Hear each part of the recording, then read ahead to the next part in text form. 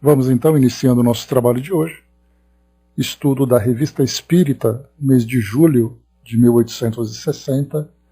Esse é o nosso último artigo sobre esse tema. Bom dia, Chapanete. Fazendo uma breve recapitulação, nós tivemos então, Silva, bom dia. Tivemos então aqui os animais, dissertações espontâneas feitas pelo espírito Charlet, em várias sessões da sociedade. Eu vou ler rapidamente aqui, são 9 comunicações que ele trouxe para nós. Vou fazer aqui um resumo rápido de cada uma delas, porque depois Kardec vai comentando cada um dos parágrafos, né? Ou melhor, cada um dos temas, né? Então, cada uma das comunicações, na verdade.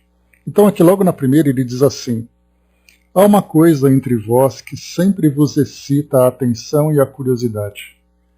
Esse mistério, pois que o é, e muito grande para vós, é a ligação, ou melhor dizendo, a distância existente entre a vossa alma e a dos animais.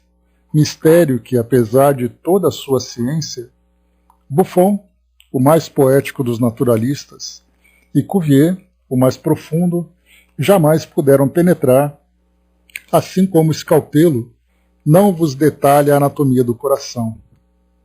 Ora, como sabeis, os animais vivem, e tudo que vive pensa. Não se pode, pois, viver sem pensar. E aqui então ele começa trazendo para nós algumas reflexões em torno do princípio inteligente desde o início da sua evolução, trazendo para nós aqui, né, essa ideia equivocada que nós temos de acreditar que o homem é o símbolo máximo da perfeição da natureza. Né? Nós, tendo essa visão materialista, nós pensamos dessa forma, né, que o homem é o máximo que se pode alcançar em termos de evolução. E quando nós olhamos da perspectiva espiritual, nós vemos então uma longa trajetória do princípio inteligente, desde o início, na sua primeira manifestação, passando por esse estágio onde nós nos encontramos e depois seguindo em frente, alcançando estados muito mais elevados, muito mais puros, né, cada vez mais puros até alcançar a pureza máxima relativa à nossa condição de criatura, né, já que a perfeição absoluta somente Deus. Então, o Charlet ele vai dizendo para nós sobre isso, né? Se nós fizermos uma comparação sobre a visão que nós tínhamos do passado, em que grande parte da humanidade era considerada bruta, a maior parte, né, da humanidade considerada bruta, e os animais não tinham praticamente classificação na nossa capacidade, na nossa compreensão. Hoje nós temos ali a metade numa condição inferior e os animais hoje ocupando a condição de brutos, pelo fato de ainda viverem em função de seus instintos. Ele avança um pouco mais, ele traz para nós aqui também, fala sobre a evolução infinita, e é bem interessante quando ele coloca para nós que, quando ele fala sobre essa evolução, não é muito antes disso até, né, Brás? Quando ele fala sobre essa nossa evolução, ele lembra que ele não falaria necessariamente a respeito apenas do nosso planeta, mas ele poderia falar de 5 ou 6 mundos que ele conheceu, né, o Charlet. Mas ele fala para que a gente não se preocupe com isso, porque ele vai se restringir à Terra. Mas ele fez aqui uma alusão àqueles artigos que Kardec publicou a respeito do planeta Júpiter. E ele lembrou aqui, né, de Palisse, que trouxe alguns esboços sobre a vida no planeta Júpiter. E dentre esses esboços que nós vemos, né, as residências de Mozart, por exemplo, e outros artistas, ele trouxe também aqui algumas imagens, algumas gravuras daquele planeta que Kardec não publicou. Talvez para evitar qualquer tipo de polêmica, qualquer tipo de desvio de atenção do propósito principal da doutrina espírita, né, do trabalho de Kardec, que era divulgar a doutrina espírita. E ele trouxe então assim: lembrai-vos de que num desses desenhos encantadores ele vos apresentara alguns animais de Júpiter. Não há neles um progresso evidente e lhes podeis negar um grau de superioridade entre os animais terrestres? Então aqui depois Kardec, no final desse artigo, traz uma observação. Com o número de agosto de 1858, publicamos uma prancha desenhada e gravada pelo espírito Bernard Palissy, representando a casa de Mozart em Júpiter, com uma descrição desse planeta que foi sempre designado como um dos mundos mais adiantados do nosso turbilhão solar, moral e fisicamente. O mesmo espírito deu um grande número de desenhos sobre o mesmo assunto. Entre outros, há um que representa uma cena de animais em atividade na parte que lhes é reservada na casa de Zoroastro, ou Zaratustra, né? O Zoroastro ele foi o fundador do zoroastrismo, que foi uma religião persa, que hoje, né, tem ali alguns ainda, talvez alguns poucos seguidores, no máximo 5.000 seguidores naquela região do Irã, né, então ainda tem esses seguidores, mas de qualquer forma ele foi um sábio que viveu aqui no nosso planeta, trazendo então essas ideias da espiritualidade e da moralização do homem. Então aqui tem esse desenho que Kardec chama a atenção. Bom dia, Didman. E ele coloca, né, entre os animais figurados, há um cuja forma se aproxima bastante da forma humana terrestre, tendo ao mesmo tempo algo de macaco e de sátiro. Né? Lembrando que o sátiro, deixa eu pegar rapidamente aqui só para descrever para vocês aqui. Bom dia, Andréia. Aqui pegando uma imagem, deixa eu tentar descrevê-la. O sátiro é um... Deixa eu ver aqui, só um instantinho. Ele traz para nós ali uma personagem que se parece muito com aquelas figuras da mitologia, que é como se fosse um homem, mas com pata de cabra. Né? Vocês devem se lembrar disso em alguns filmes que nós vemos hoje, que mostram essas figuras, né? Então trazem ali, né, uma cabeça meio humana, meio animal, um corpo, embora ereto, seja um corpo ainda com características animais. Ou seja, aquilo que Kardec apresentou como sendo ali um sátiro, representa, na verdade, para nós, porque lembrando que na época em que Kardec escrevia essas bases da doutrina espírita, a ciência daquele período muito pouco compreendia sobre as espécies hominídeas que estavam ali naquele intervalo, né? Eu estou só fazendo uma reflexão do item número 2 ainda, na Mônica. Então, era ali, por exemplo, né, aqueles seres humanoides, né, que estavam ali naquele período intermediário entre os animais e os homens, Kardec conhecia muito pouco. Portanto, o sátiro, que é uma figura mitológica, era o mais próximo que se compreendia. Não se poderia falar, por exemplo, né, sobre a Lucy, né, que foi aquele fóssil encontrado daquele esqueleto. Então ele não poderia trazer aquela imagem meio primata, meio homem. Então o sátiro, que era essa figura mitológica que foi apresentada. Né? Bom dia, Masi. Bom dia, Masa. E continua. Sua ação denota inteligência, falando agora dos seres lá de Júpiter, e compreende-se que a sua estrutura possa prestar-se aos trabalhos manuais que executam para os homens. São, como já foi dito, os serviçais e os operários, pois os homens só se ocupam dos trabalhos da inteligência. É a esse desenho, feito há mais de 3 anos, que alude Charlet em sua comunicação. Aqui no item número 3, fala para nós também sobre a evolução dos animais, e ele fala também sobre o progresso moral no animal. Né? E aí então começa a trazer para nós aqui algo que chama a nossa atenção, porque ele coloca que da mesma forma que nós evoluímos, os animais também se aperfeiçoam. E ele vai colocando aqui o animal, ele tem ali, ele coloca que o animal também tem ali na sua consciência um tipo de alerta, um tipo de chamado quando ele faz uma coisa certa ou quando faz uma coisa errada. Para nós isso não é perceptível, porque ele coloca, né, não é de toda justiça, e devemos nos admirar de que um animal que sofre, chora, que é reconhecido ou vingativo, conforme a doçura ou crueldade dos seus donos, seja recompensado por haver pacientemente suportado uma vida repleta de torturas, Kardec vai trazer algumas reflexões sobre isso, né? Avançando um pouco mais, no item número 4, ele fala aqui também sobre o homem, muitas vezes, como tirano, né, e fazendo parte da relação da vida dos animais, que os orienta nessa senda do progresso.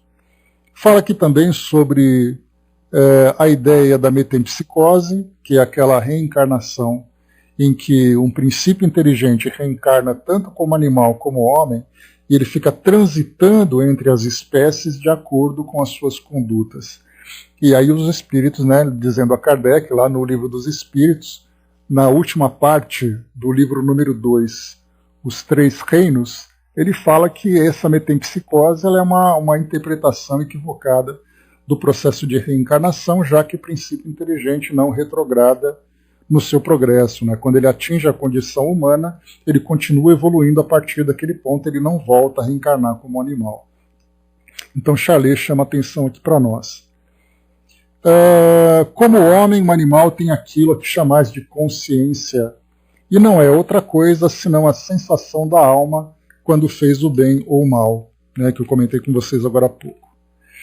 No item número 5, ele coloca também aqui para nós sobre as formas, né, mostrando que o homem que atinge a forma humana, essa forma humana é definitiva aqui para nós no nosso mundo.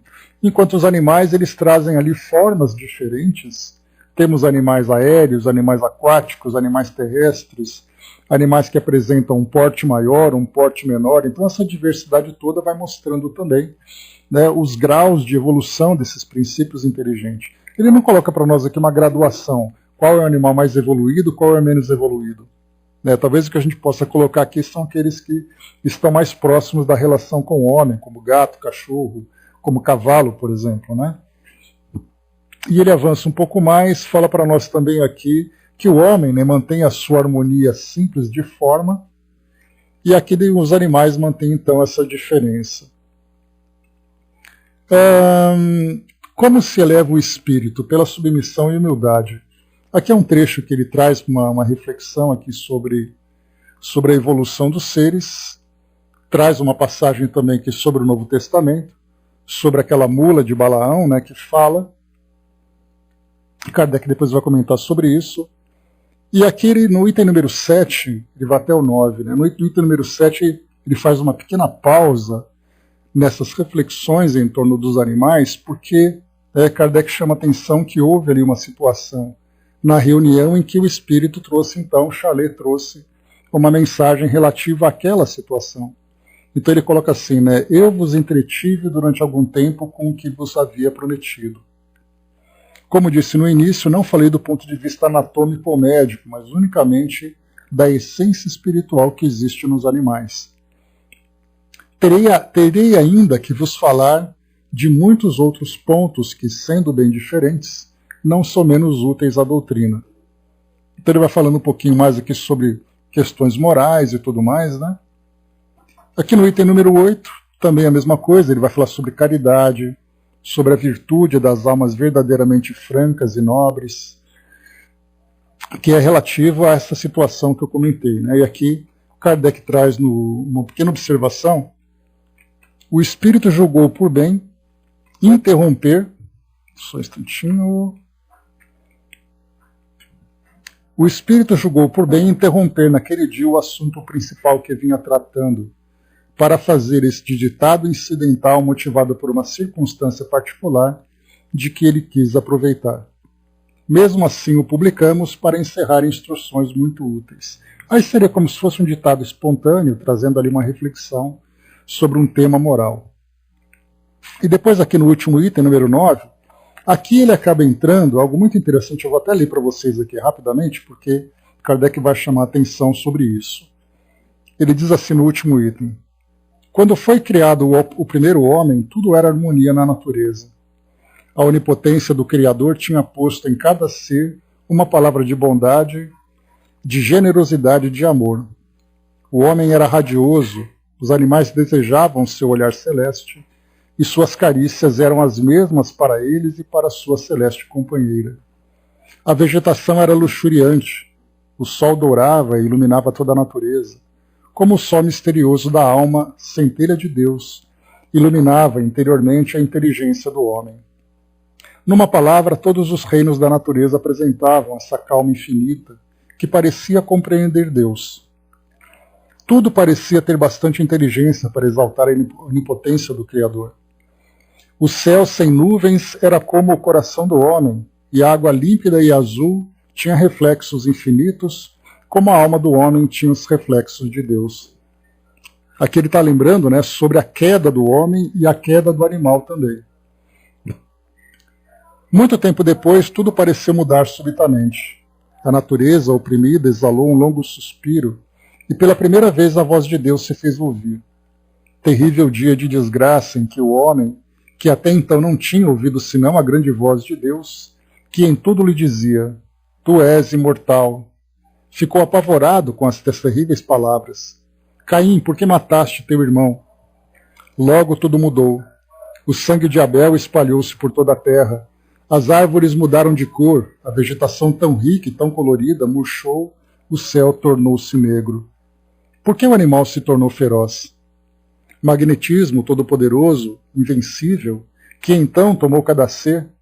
A sede de sangue, o desejo de matança brilhavam em seus olhos.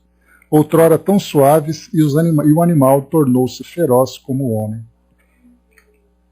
Já que o homem era o rei da terra, não deveria ter dado o exemplo? O animal seguiu seu exemplo e desde então a morte pairou sobre a terra. Morte que se tornou hedionda, em vez de uma transformação suave e espiritual. O corpo do homem deveria dispersar-se no ar, como o corpo do Cristo, e dispersou-se na terra, nessa terra regada pelo sangue de Abel. E o homem trabalhou e o animal trabalhou. Então a gente vê que, é como se a gente diz, né? Chalé aqui, ele deu uma viajada nessa última parte, né? Dudu colocou, né, André, você disse que o homem não retrograda, no caso da licantropia no espírito, não é o caso? É como elevar o espírito a ser ouvinte ou void também, não é retrogradar esse ser? Não, nesse caso é apenas ali uma deformação na sua forma, no seu corpo perispiritual. Porque a gente lembra que a licantropia ela é o efeito de uma hipnose que aquele espírito sofre. Ele é induzido a isso. E da mesma forma, ele é conduzido a retomar a sua natureza, assim como o void também. Então, por isso a gente lembra que o espírito ele alcança um grau de inteligência, ele alcança um nível de desenvolvimento moral e ele não retrograda nessas conquistas. Mas é claro que mentalmente ele pode sofrer perturbações que podem ali desviá-lo dessa linha de progresso que ele está vivenciando. Então, por isso, na verdade, é uma indução hipnótica que ele sofre, que ele passa por essas deformidades. Mas depois que ele receber ali todo o acolhimento e ser novamente conduzido à sua condição real, ele segue como espírito que alcançou a condição humana. Então, isso é apenas ali um distúrbio que ele acaba sofrendo. Bom dia, dona Miriam. Muito bem, a gente viu então esse resumo. Aqui, então, agora a gente entra no estudo propriamente dito. Exame crítico das dissertações de Charlet sobre os animais. Conforme Kardec for colocando aqui, a gente vai indo e voltando, né, nessas cartas para a gente poder ali pegar a linha de raciocínio. Logo no início, aqui na página, a gente está na página 320, né? Na 310, ele coloca logo no início. Isso Kardec vai chamar a atenção. Deixa eu ver aqui, cadê? Aqui, ó. Como sabeis, os animais vivem, e tudo que vive pensa. Não se pode, pois, viver sem pensar. Kardec vai comentar sobre isso, dizendo o seguinte: dizeis tudo que vive pensa, então não se pode viver sem pensar. Tal proposição nos parece um tanto absoluta, pois a planta vive e não pensa. Admitis isso como princípio? Sem dúvida, só falo da vida animal e não da vegetal, bem deveis compreender. Mais adiante dizeis, aqui é importante a gente ver não apenas ali o aprendizado em torno do assunto que nós estamos tratando, mas também a visão crítica de Kardec sobre as comunicações. Que a gente vai ver assim que ele faz essa crítica, claro, de uma forma muito aberta, de uma forma muito tranquila, para realmente aprender, para compreender aquilo que o Espírito disse, fazendo uma comparação com aquilo que a doutrina apresenta para nós. Então, nesse caso, nós temos ali também uma lição de como abordar aquilo que é trazido pelos Espíritos, principalmente desses temas que são polêmicos. Então a gente aprende aqui dos dois lados. Então aqui, mais adiante dizeis, vereis que o animal vive realmente, desde que pensa. Não há nisso, não há uma inversão na frase? Parece-nos que a proposição é, vereis que o animal pensa realmente, desde que vive. Isso é evidente, responde Chalet. Aqui talvez o Chalet tenha dito, né, no sentido da passagem, né, penso, logo existo. Ou seja, se eu existo, eu penso. Penso, logo existo. Na verdade, aqui é apenas uma troca, né, de parafraseando aqui as ideias, falando sobre os animais. Né, mas aqui é só mesmo uma questão de palavras. Na carta número 2, então diz assim para nós. Lembrais o desenho que foi feito dos animais de Júpiter. Nota-se que há uma analogia surpreendente com os sátiros da fábula. Mais uma vez lembrando, né, o Dudu colocou o link lá para nós, dos sátiros. Certamente vocês que já assistiram a filmes, né, que falam sobre fantasias e tudo mais, já viram esses sátiros, né? Então, mais uma vez lembrando que Kardec usou a imagem dos sátiros por falta de uma comparação melhor. Hoje nós temos, então, né, os homens, os seres pré-homens, pré-humanidade, né? No caso Homo sapiens, o Homo habilis, Homo erectus, né? Nós temos até nomes para isso. Kardec não tinha naquela época. Então a gente vai encontrar ali seres que trazem essa condição intermediária entre homens e animais, e Kardec faz uma comparação dos sátiros da fábula. Então nota-se que há uma analogia com os desenhos lá de Júpiter, que nós não vimos, mais uma vez, Kardec não publicou esses desenhos. Essa ideia dos sátiros seria uma intuição da existência desses seres em outros mundos, e nesse caso, não seria uma criação meramente fantástica? Quanto mais novo o mundo, mais ele se lembrava. O homem tinha a intuição de uma ordem de seres intermediários, quer mais atrasados que ele, quer mais adiantados. É o que ele chamava de deuses. Então admitis que as divindades mitológicas não eram senão o que chamamos espíritos? Sim. Aqui a gente vai ter então que muitas imagens que nós hoje criamos em torno do mundo espiritual, em filmes, em desenhos e tudo mais, muitas vezes imagens que são bastante assustadoras, elas são criadas, na verdade, a partir de referências que nós temos do mundo espiritual, que nós vivemos durante os nossos desdobramentos. Então há, por exemplo, artistas que nessas viagens ao plano espiritual, eles registram algumas impressões que depois eles trazem, fazem pinturas sobre o mundo espiritual de acordo com a sua visão, que na verdade podem ter sido influenciadas por essas impressões guardadas no seu inconsciente. E aqui então o que Chalet colocou lá em cima é que quanto mais novo o mundo, ou seja, o nosso mundo é muito novo ainda, se comparado com outros mundos espalhados aí fora. Então nós temos uma condição de guardarmos de uma forma intuitiva imagens desses seres primitivos que viviam aqui no nosso mundo. Então é isso que ele está dizendo para nós aqui. E essas divindades mitológicas, como é o caso, por exemplo, do sátiro, meio homem, meio animal, são, na verdade, espíritos que, de alguma forma, foram percebidos por os encarnados. Então, de onde o homem tirou, por exemplo, uma determinada imagem, né, que retrata essa mistura entre homem e animal? Foi da sua imaginação fértil ou foi de algo que realmente ele captou dessas impressões do mundo espiritual? Então fica essa questão. Ainda sobre Júpiter. Foi-nos dito que em Júpiter é possível o entendimento pela simples transmissão do pensamento. quando os habitantes desse planeta se dirigem aos animais, que são seus serviçais e operários, recorrem a uma linguagem particular.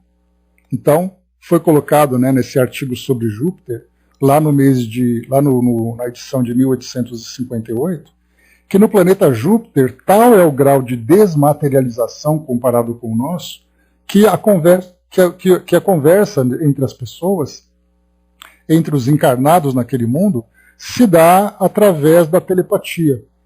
Não há necessidade de uma linguagem articulada. Tamanho ali o estado sensível em que eles se apresentam, né, no seu corpo físico, ou no seu corpo fluídico que eles utilizam.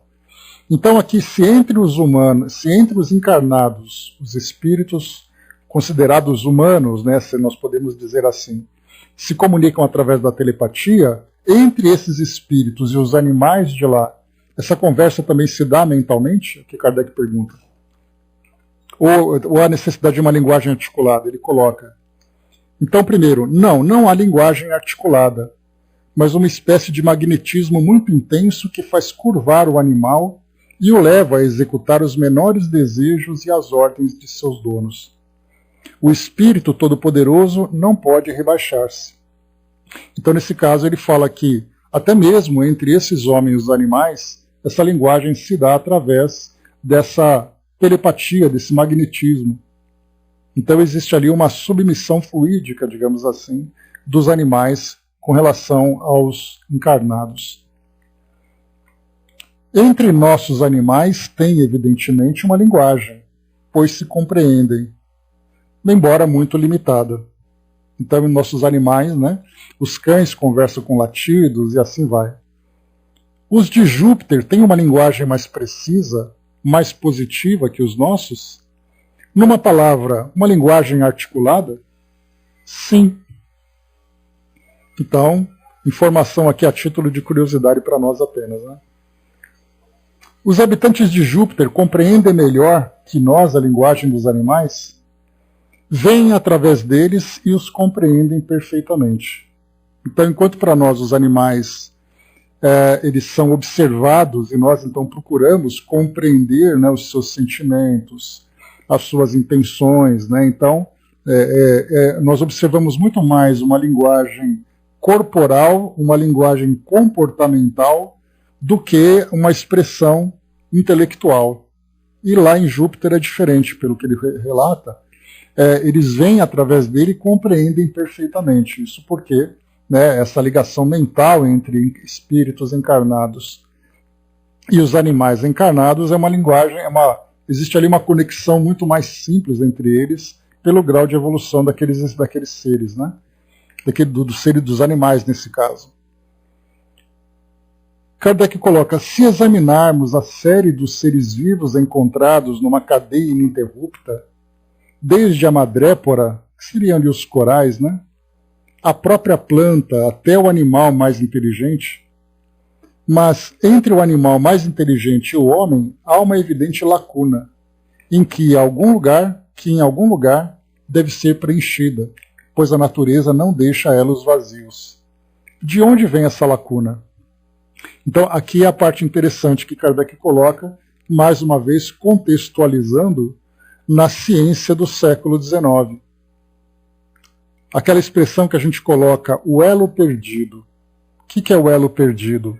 Se a corrente ela é formada por elos, então nós vemos nas espécies todas, né, que há uma evolução, desde os insetos que vão ali se elevando naquela trajetória de evolução natural, quando chega entre os homens e os animais, existe uma lacuna. Aquele elo que conecta essas duas partes da corrente, esse elo não foi encontrado.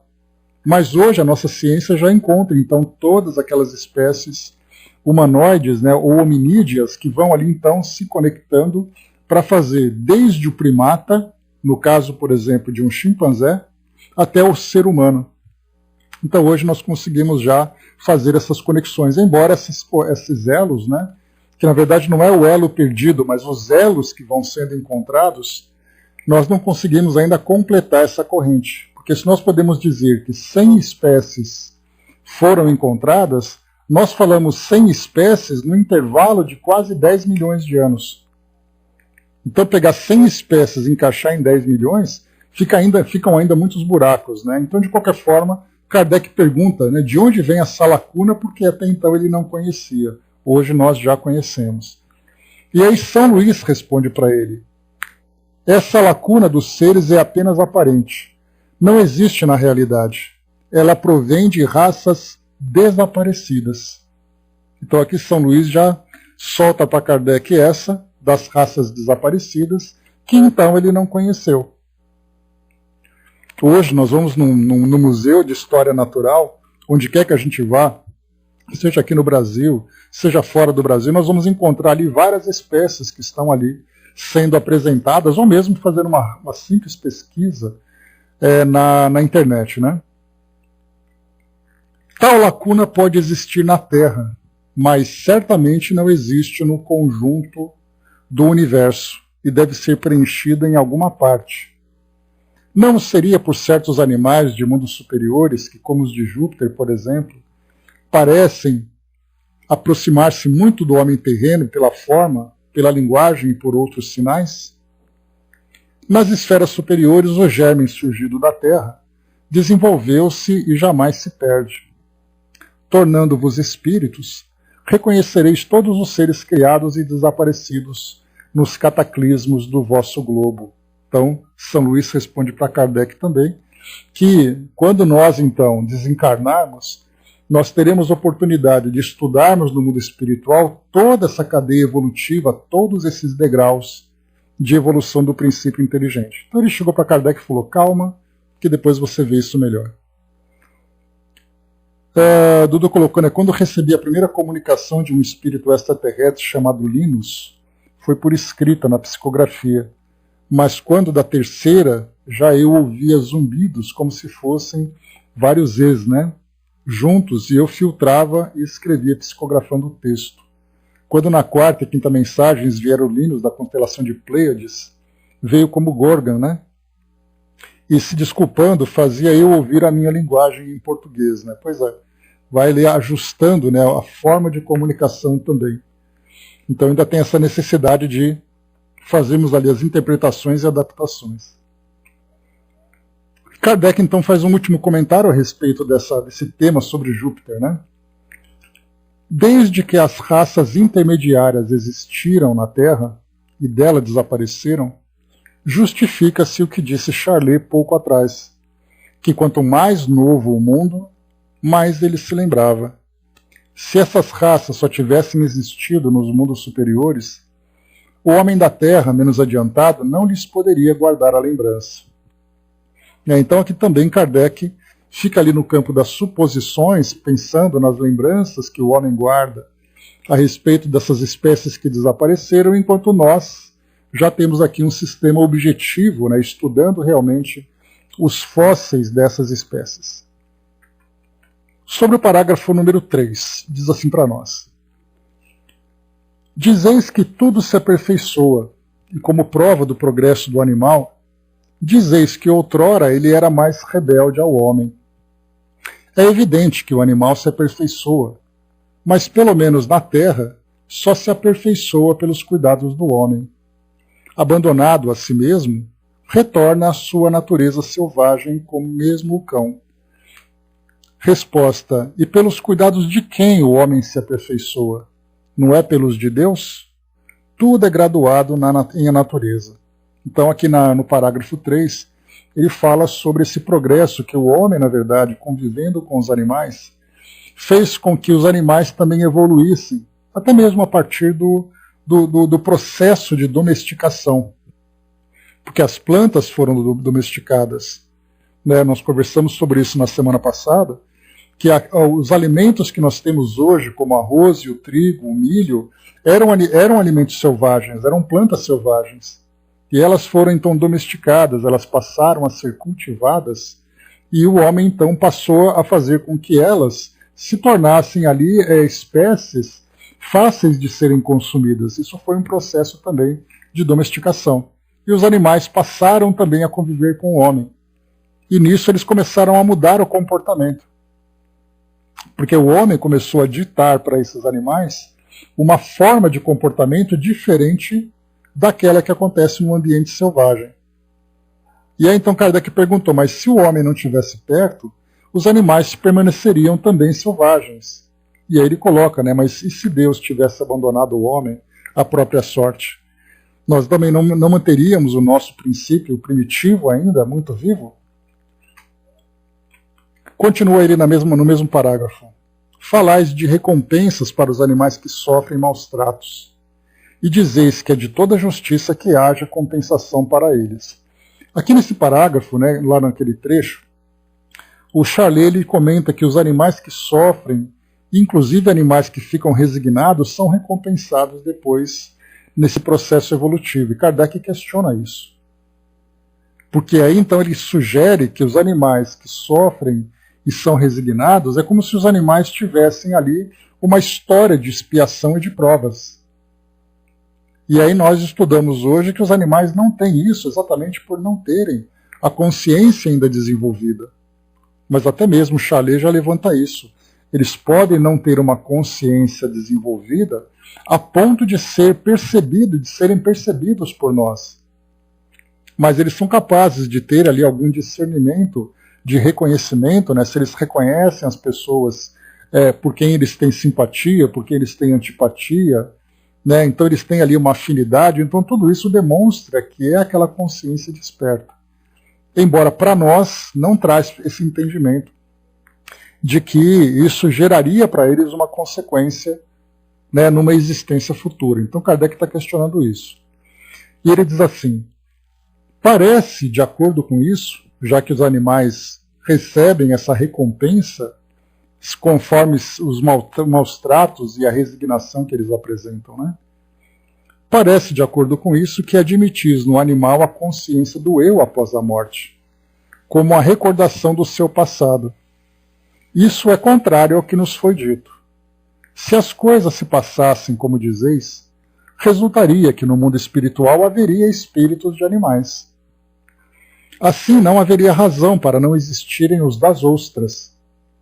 Podeis dizer se vedes em torno de vós espíritos de cães, gatos, cavalos ou elefantes, como vedes espíritos humanos? A alma do animal tendes perfeitamente razão.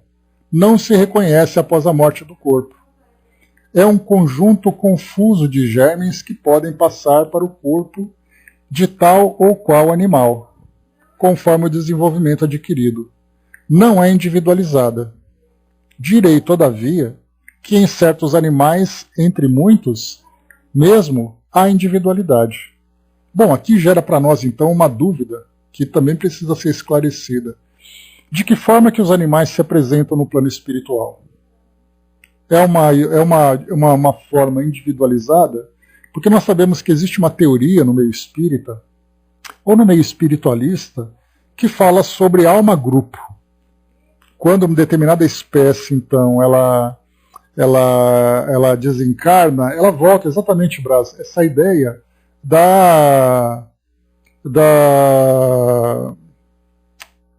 me fugiu o nome agora.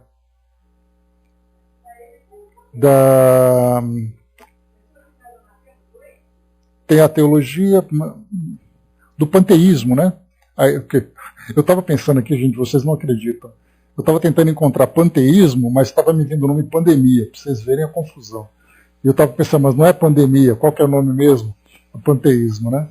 Então, o panteísmo é essa linha espiritualista que diz que todo ser que desencarna, ele volta para o todo universal. E essa ideia das almas-grupo, ela também traz a si mesmo um princípio. Então, uma espécie, por exemplo, vamos pensar num simples pássaro que desencarna, esse pássaro, então, ele volta para essa alma-grupo. Ou seja, é uma teoria que foi apresentada para poder explicar esses animais que não podem ser individualizados. No caso, por exemplo, de um inseto, no caso, por exemplo, de pequenos peixes que formam esses grandes cardumes nos oceanos. Quando um peixe desse desencarna, o que acontece com ele? Há essa teoria da alma-grupo. E por isso, então, Kardec, como ele comenta aqui em cima, ele diz para nós que não há essa individualização. Mas se não há individualização, como as coisas funcionam? Nós não sabemos. Mas ele coloca para nós aqui também, o espírito Charlet, ele diz assim: direi, todavia, que em certos animais, entre muitos mesmo, há individualidade. Talvez animais de grande porte, por exemplo, né? Ou animais, como no caso de cães, gatos. Enfim, como eu falei para vocês, essa é uma área que carece mesmo de estudos, porque, como eu já comentei também, nós temos hoje estudiosos desse assunto que traçam, que elaboram sua linha de raciocínio em pequenas citações que são apresentadas em obras espíritas. No caso de André Luiz, no caso de Camilo Cândido Botelho, do Memórias de um Suicida, mas nós não temos uma pesquisa efetiva para falar sobre a vida dos animais no mundo espiritual. Então isso é algo que precisa ser explorado com muita atenção. Dudu colocou, na segunda-feira da nossa amiga que desencarnou, ela disse que seu cão está com ela o tempo todo, né, nas mensagens que ela manda para a mãe, né? Então a Rosana traz para nós da Tatiana, né? Então a gente vê, são pequenas citações, mas perguntas objetivas sobre isso a gente não tem. Respostas objetivas sobre isso a gente não tem. Continuando, Kardec coloca: aliás, essa teoria não justifica absolutamente os maus tratos dos animais. O homem é sempre culpado por fazer sofrer um ser sensível qualquer, e nos diz a doutrina que por isso ele será punido. Mas daí colocar o animal numa posição superior a ele, há uma grande distância. Que pensais disso? Isso porque numa citação ele colocou que há animais, né, que muitas vezes se mostram mais elevados moralmente do que muitos homens que ainda são selvagens. E Kardec questiona isso, né? Pode ser que muitas vezes um homem que é muito cruel com os animais, ele vai responder por isso, pela sua crueldade. Mas daí você dizer que o animal é mais superior do que ele, né? Por isso que a gente tem essa expressão de muitas pessoas que acabam apresentando esse sentimento misantropo, né, de querer se distanciar dos homens, quando ele diz, né, que quanto mais eu conheço a humanidade, mais eu prefiro os animais. Né? Na verdade, isso é apenas uma visão passional daquela pessoa. Mas os animais são sempre animais e o homem ainda é homem. Né? Como explicais que mesmo no estado selvagem, o homem se faça obedecer pelo mais inteligente animal? E ele coloca essa questão exatamente isso, né? Como é que um animal pode ditar para o homem o que ele deve fazer? É principalmente a natureza que age assim. O homem selvagem é o homem da natureza. Conhece o animal familiarmente. O homem civilizado estuda o animal e este se curva diante dele. O homem é sempre o homem perante o animal, seja selvagem, seja civilizado. Então ele já responde aqui de uma forma mais correta, né? Sobre o parágrafo 5º. Pergunta a Charlet: nada temos a dizer sobre este parágrafo, que nos parece muito racional. Tendes algo a acrescentar? Apenas isso. Os animais têm todas as faculdades que indiquei. Quais faculdades seriam essas, né? Os sentimentos, a razão, ainda que limitada às suas necessidades imediatas, um grau de consciência, mesmo que nós não reconheçamos. Então ele falou sobre esses vários atributos, né? Ele sente simpatia, sente dor, tem sentimento de vingança, tem um sentimento de reconhecimento, de gratidão. Então são esses sentimentos a que ele se refere. Apenas isso, os animais têm todas as faculdades que indiquei, mas neles o progresso se realiza pela educação que recebem do homem, e não por si mesmos. Abandonado no estado selvagem, o animal retorna ao tipo que tinha ao sair das mãos do Criador. Submetido ao homem, aperfeiçoa-se. Eis tudo. Kardec questiona: isso é perfeitamente certo para os indivíduos e as espécies. Mas se considerarmos o conjunto da escala dos seres, há uma evidente marcha ascendente, que não se detém nos animais da Terra, pois os de Júpiter são física e intelectualmente superiores aos nossos. Aqui Kardec fala também, né, que os nossos animais eles evoluem até certo ponto. a partir dali, essa evolução já não se dá no nosso mundo, já que ele coloca aqui como Júpiter, né, um mundo onde os animais se mostram superiores física e intelectualmente. Física porque eles apresentam habilidades quase humanas, e intelectualmente pela capacidade de raciocínio, de sentimentos, de habilidades. Ele responde aqui, Charlet: cada raça é perfeita em si mesma e não migra para raças estranhas. Em Júpiter são os mesmos tipos, formando raças distintas, mas não são os espíritos dos animais que morreram. Então, quer dizer, nós classificamos os seres vivos da natureza de acordo com o nosso conhecimento. Nós estabelecemos um padrão para fazer essa análise. No caso, nós temos, por exemplo, uma classificação taxonômica. Então, nós dividimos em reinos, filos, classes, gêneros, famílias, espécies. Então, a gente fez uma classificação baseada no nosso entendimento. Então, na verdade, nós estabelecemos esse padrão de classificação, porque de uma forma mais didática e científica, isso fez com que nós encontrássemos uma forma de racionalizar essas informações. Mas é muito interessante, porque hoje, por acaso, eu estava pensando hoje de manhã, na mensagem que nós recebemos ontem, né, de um irmão indígena, que trouxe para nós uma psicografia. E eu fiquei pensando nessa mensagem. E eu achei uma coisa curiosa, eu fiquei pensando, é muito interessante porque os indígenas que viviam aqui, eles não se chamavam de indígenas. Eles simplesmente eram o que eles eram.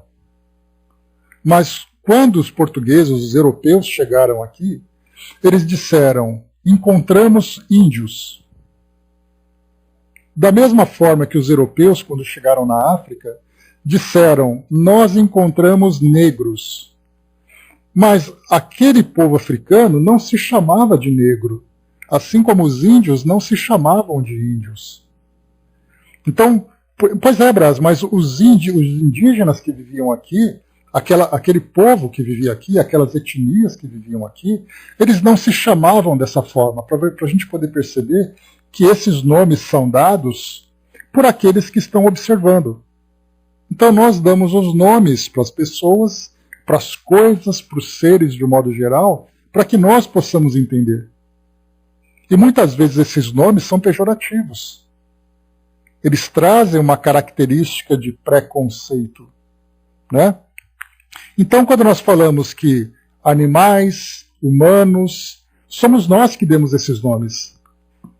Mas que nome essas espécies receberiam no plano espiritual, por exemplo?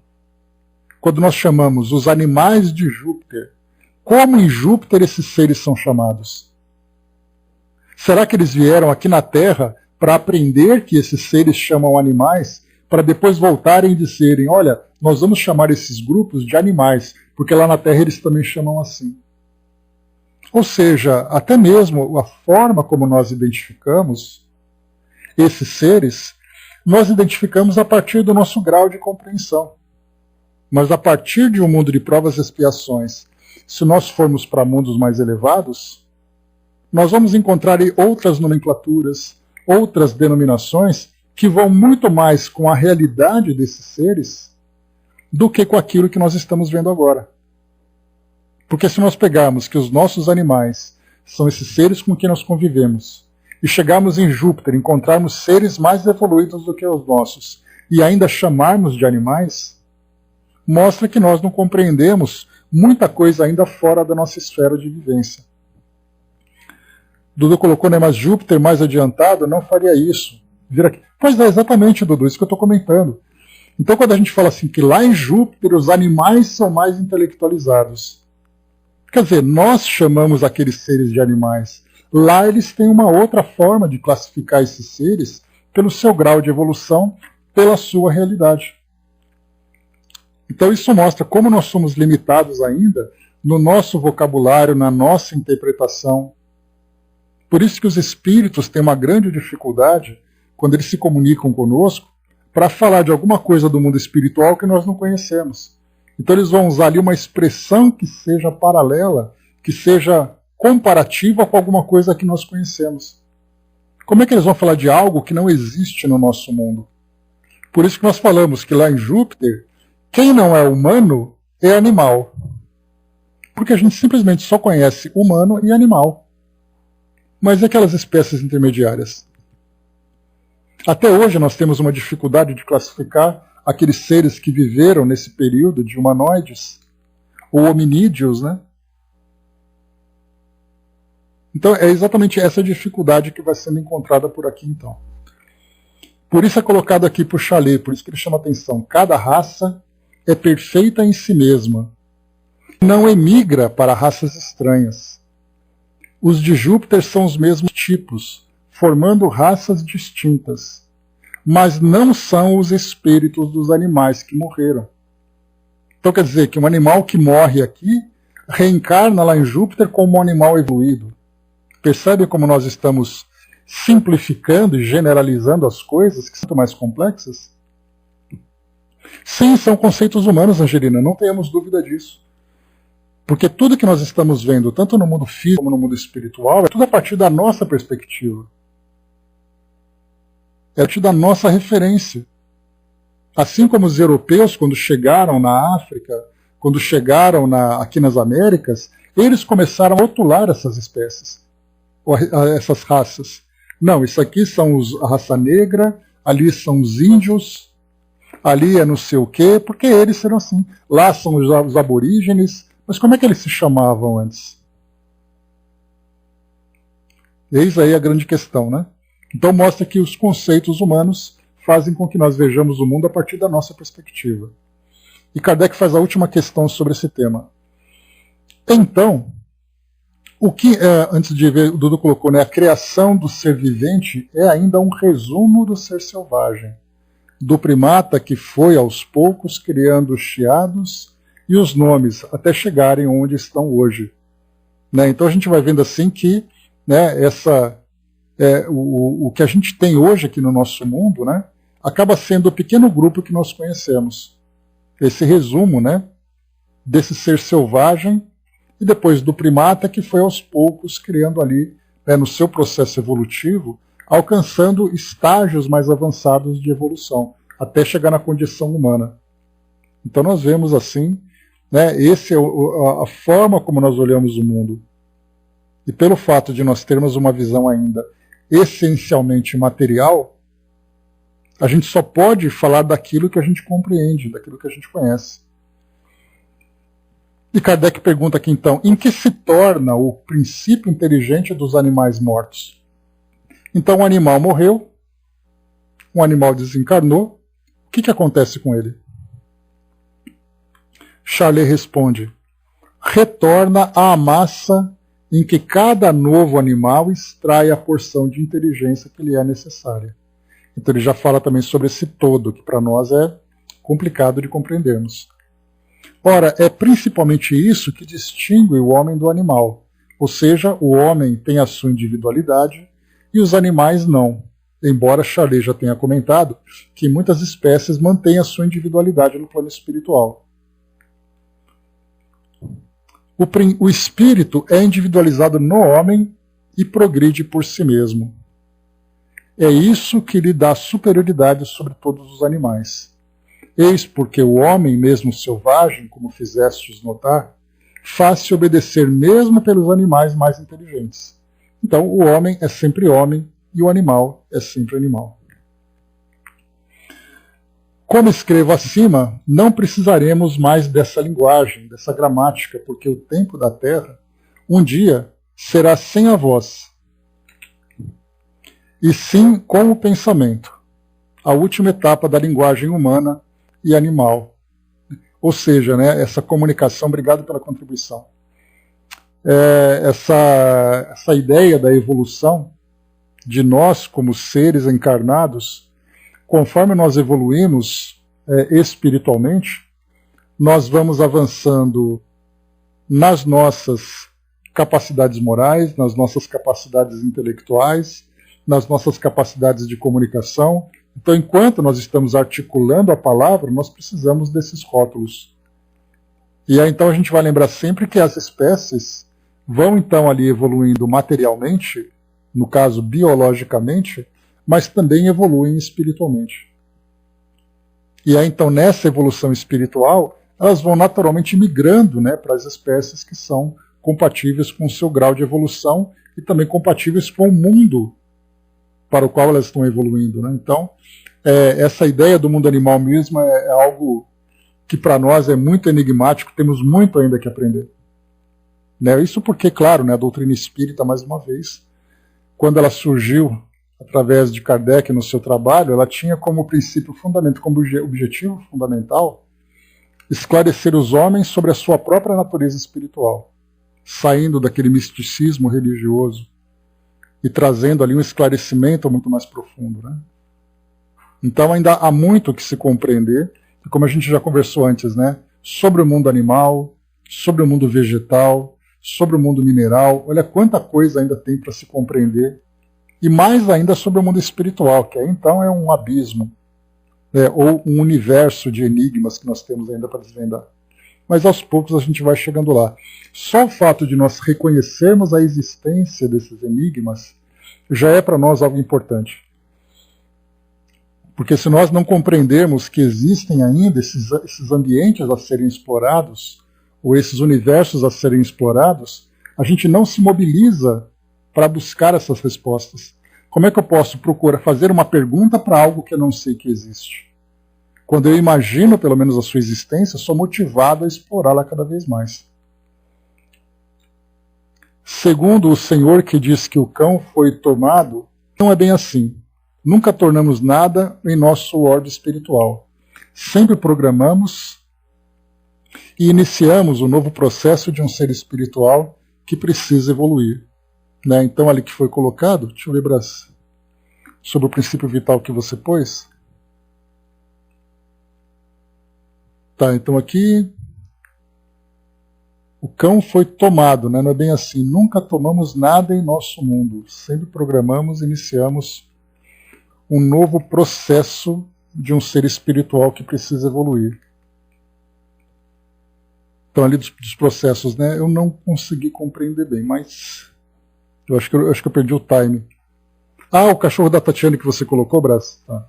Deixa eu ver o que você pôs então, só para poder complementar aqui. Que eu vi que você escreveu alguma coisa, mas eu não vi o que era. Deixa eu ver aqui rapidamente.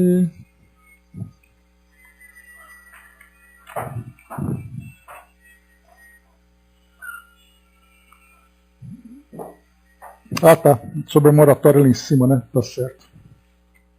Vamos lá então, seguindo. Tá. Sobre o parágrafo 6. Aí ele fez só um comentário aqui sobre a história de Balaão, né, como um fato positivo, ou seja, sobre aquela passagem bíblica, né, que fala da mula que falou. E aí então ele fez esse comentário e Kardec questiona, né?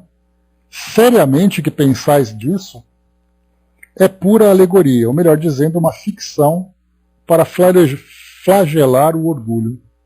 Fizeram falar o jumento de Balaão, como La Fontaine fez falar muitos outros animais, né? Lembrando que La Fontaine usava aquelas fábulas, né, que os animais falavam. Aliás, essa é a característica da fábula dentro da literatura, né? Os animais falam e trazem depois um conteúdo moral. E aqui nesse caso, Balaão, quando a mula conversou com ele, é a mesma coisa também, usando apenas ali uma figura de linguagem. Então Kardec, só para tirar essa dúvida. Aí aqui aparece na Revista Espírita, sobre o parágrafo 11, aí tem uma observação aqui que foi apenas um erro de grafia, que na verdade é o último parágrafo, que foi aquele que eu li para vocês. Quando então ele começa, o Charlet, a fazer aquela comparação sobre a queda do homem e a queda dos animais. Que assim como o homem caiu ali no seu pecado, nas suas fraquezas, os animais também caíram na selvageria por causa do exemplo do homem. Então ele veio aqui, deu aquela viajada que eu comentei com vocês, né? E aqui então Kardec levanta exatamente essa questão, e aí é a parte interessante da gente perceber que muitas vezes um espírito trazendo ali o seu ponto de vista sobre determinadas ideias, ele acaba se deixando levar pela sua imaginação, pelos pelas suas ideias, que nem sempre são concretas, né? Mas vamos aqui que é bem interessante esse aprendizado. Nessa passagem, Charlet parece ter sido arrastado por sua imaginação, pois o quadro que faz da degradação moral do animal é mais fantástico do que científico. Ou seja, né, o animal era puro, o animal era dócil, e quando o homem cometeu o pecado através de Abel, os animais também começaram a se tornar selvagens. Por isso Kardec coloca que é muito mais fantástico do que científico. Como efeito, o animal só é feroz por necessidade. E foi para satisfazer essa necessidade que a natureza lhe deu uma organização especial. Então a gente já até discutiu sobre isso na filosofia, lá com os enciclopedistas, né, quando a gente falava sobre aquela ideia. Se o mundo era romântico, todo mundo era feliz, tudo era pacífico, a natureza era maravilhosa, e quando surgiram as propriedades, o homem se tornou egoísta. E aí então Kardec questiona isso, e vem como resposta que, na verdade, o homem era selvagem por natureza, e foi exatamente a civilização que fez com que ele então se organizasse. Então foi o contrário. E é o que Kardec chama a atenção aqui também. O animal era selvagem porque o ambiente onde ele vivia era um ambiente selvagem. Então a natureza o dotou dessa forma. Se uns devem nutrir-se de carne, é por uma razão providencial, e porque era útil à harmonia geral que certos elementos orgânicos fossem absorvidos. E aqui também é a mesma coisa, né? Nós teríamos que estudar nesse caso, a partir da perspectiva espiritual, sobre a cadeia alimentar e o equilíbrio da natureza. Se, por exemplo, todos os animais carnívoros desaparecessem, o nosso planeta entraria em desequilíbrio, porque toda a vegetação seria devorada, a ponto de os animais depois morrerem de fome. Então esse equilíbrio da natureza, que nós compreendemos ainda tão pouco, isso na verdade é um processo natural. E por isso, então, Kardec coloca, os animais, nós temos ali os predadores, nós temos as presas, e assim a gente vai montando toda aquela cadeia alimentar. O animal é, desse modo, feroz por constituição, e não se conceberia que a queda moral do homem tivesse desenvolvido os dentes caninos do tigre, ou encurtado os seus intestinos, porque então não haveria razão para que o mesmo não tivesse ocorrido com o carneiro. Antes dizemos que o homem, sendo pouco adiantado na Terra, encontra-se com os seres inferiores sob todos os aspectos, cujo contato para ele é uma causa de inquietação, de sofrimentos e, consequentemente, uma fonte de provas que lhe auxiliam no futuro do progresso. Que pensa Charlet dessas questões, dessas reflexões? Então Kardec lançou essas ideias e pergunta para ele. E agora Charlet vai colocá-lo. Só posso aprová-las. Eu era um pintor, e não um literato ou um sábio. Eis porque me deixo arrastar de vez em quando pelo prazer de escrever belas frases, prazer tão novo para mim, mesmo com prejuízo da verdade. Mas o que dizeis é muito justo e muito inspirado. No quadro que tracei, bordei certas ideias recebidas, a fim de não melindrar nenhuma convicção. A verdade é que as primeiras idades eram a idade do ferro, muito afastada das primeiras das pretensas doçuras.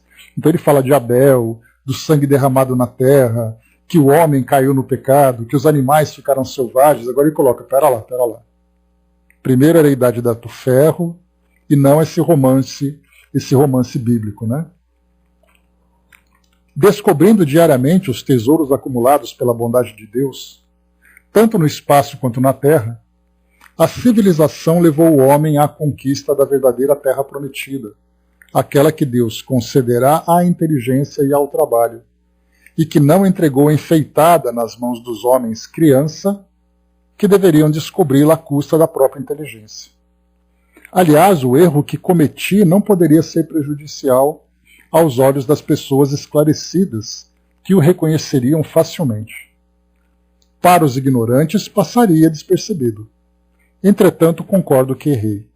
Agi levianamente, e isso vos prova até que ponto deveis controlar as comunicações que recebeis. Então aqui Charlet ele traz ali o reconhecimento dele, e é um espírito também ali que, embora com boa vontade, trazendo ali todas essas informações, ele tem ali a sua limitação, porque ele é uma pessoa. É como se nós desencarnássemos e tivéssemos a oportunidade de trazer numa comunicação, de uma reunião mediúnica, uma ideia sobre o mundo espiritual.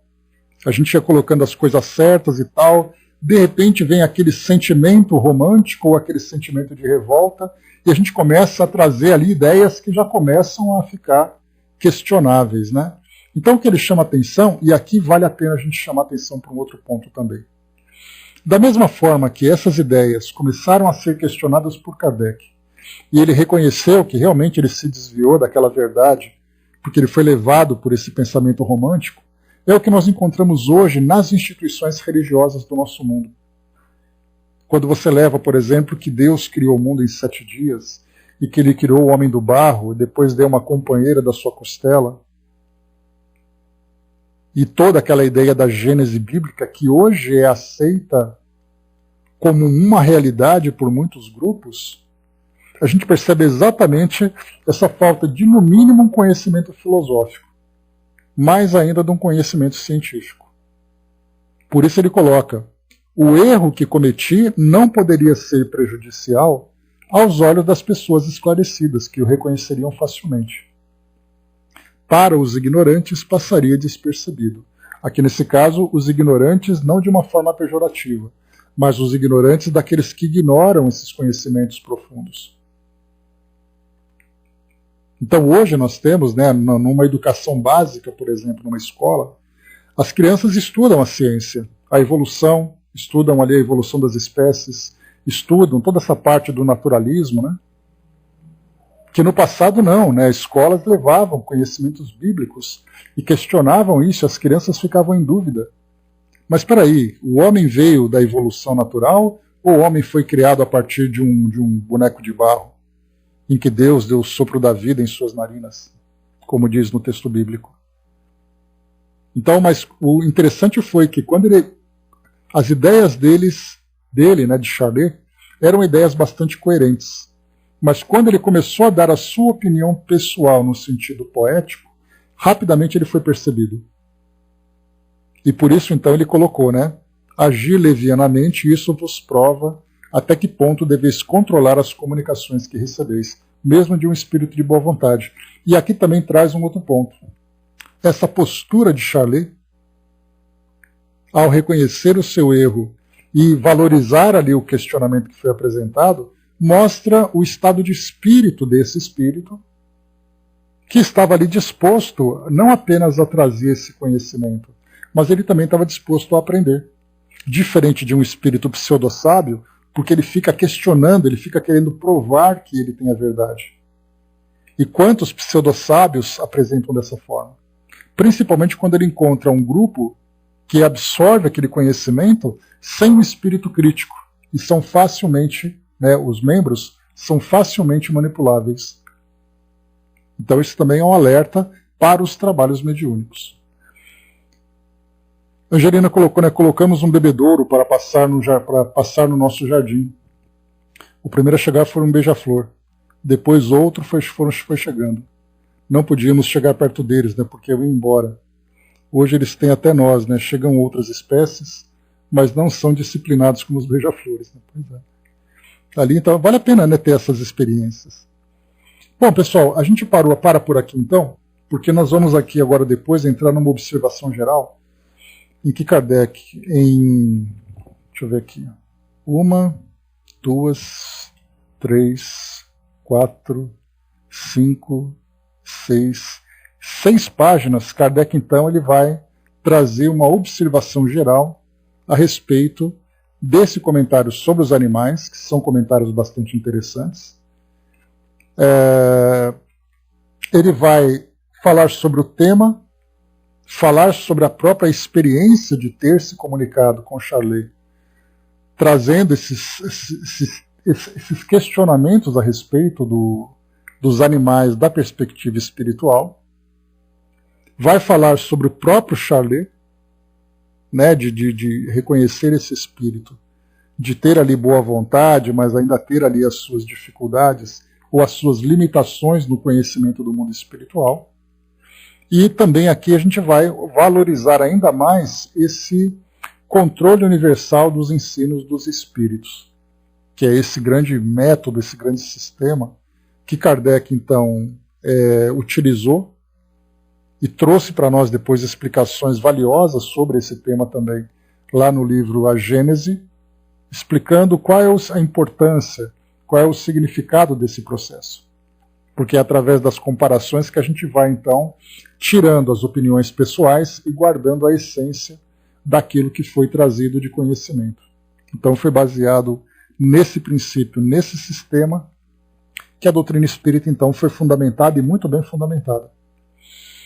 E aqui também vale a pena a gente lembrar que Kardec publicou muita coisa na Revista Espírita, e a gente tem tido acesso a ela, a essas coisas, a partir dos nossos estudos, né, dos nossos encontros, mas dá para a gente imaginar o que Kardec não publicou.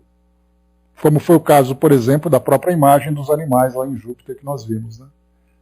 Se aquelas imagens que eram tão curiosas, provavelmente muito curiosas, Kardec não apresentou, imaginemos quantos e quantos relatos e comunicações ele teve que ele preferiu se abster de publicar, porque ou não era ainda, não estava bem fundamentado, ou porque nós não estávamos ainda preparados para receber essas informações. E agora que André Luiz, então, trouxe para nós, através dos seus relatos, assim como também outros espíritos, e esses relatos geram em nós, né, tamanha estranheza, imaginemos o que o mundo espiritual nos reserva em termos de conhecimento, em termos de informação.